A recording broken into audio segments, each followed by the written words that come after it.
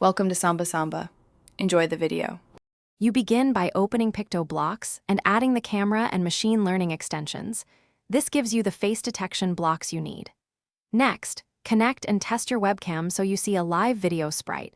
Make sure the camera resolution is suitable for detection. Once done, load the provided face model block or choose the built-in detector.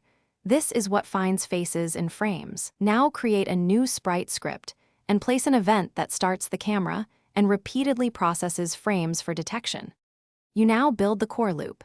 Capture a frame and feed it to the detector at a controlled interval to balance speed and accuracy.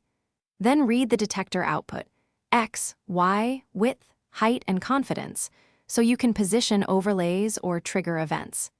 Make sure to use a confidence threshold like 60% and ignore low confidence hits to reduce false positives. Also add smoothing or average positions across frames so the bounding box doesn't jitter when the subject moves slightly.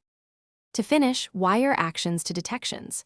Take snapshots, report face count, or play sounds when a face is present, and provide clear UI buttons to start and stop the camera. Then package or export the project and test it on the intended computer and camera. Verify permissions and drivers.